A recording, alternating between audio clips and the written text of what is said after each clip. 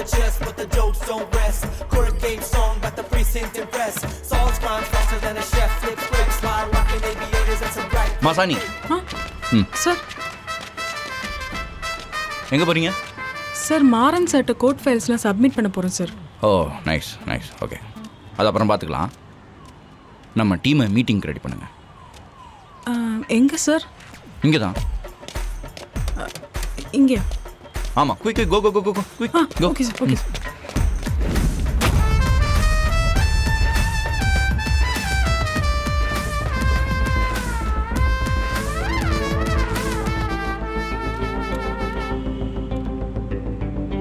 எல்லாரும் ஆசைப்பட்டு விருப்பப்பட்டு இந்த போலீஸ் வேலைக்கு சேர்ந்தீங்களா, இல்லை சும்மா வேறு வேலை கிடைக்கலன்னு சேர்ந்தீங்களா?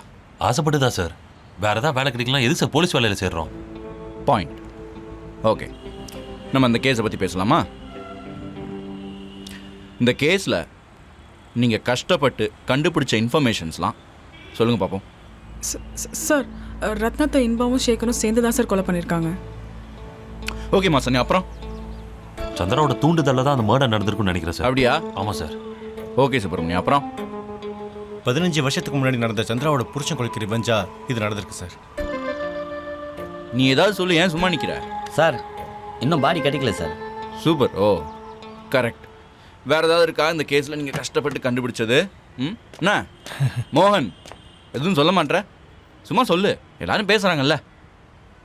சார், இந்த கேஸை சீக்கிரம் முடிக்க சொல்லி கவுன்சிலர் பெரிய தம்பி கட்சி மூலமாக நிறைய ப்ரெஷர் தரார் சார். சூப்பர் பாயிண்ட்ப்பா. உங்க சொன்னதுலேயே நீ ஒருத்தன் தான் ஓரளவுக்கு சுமாரான பாயிண்ட் சொல்லியிருக்கு. அதனால இந்த கேஸை எப்போ முடிச்சா என்ன உனக்கு? அவன் ஏன் ப்ரெஷர் பண்ணுறான்? சரி, ரத்ன வீட்டுக்கு வண்டியை விடு, அங்கேருந்து இன்வெஸ்டிகேஷன் ஸ்டார்ட் பண்ணலாம்.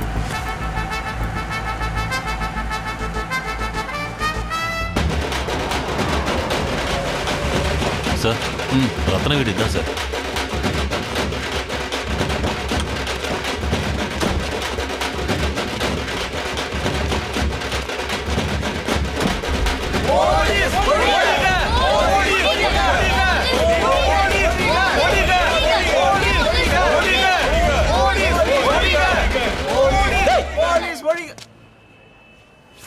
ஏன்டா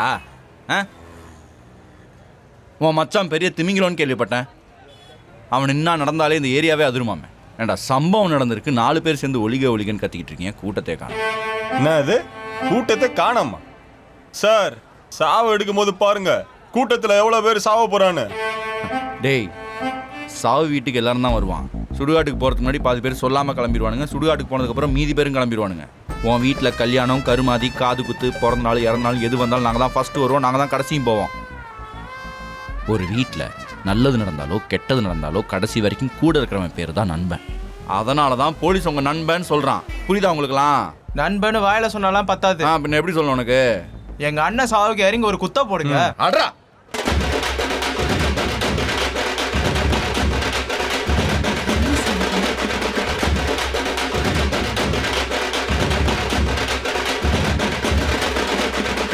சார், சொல்லுங்க சார்.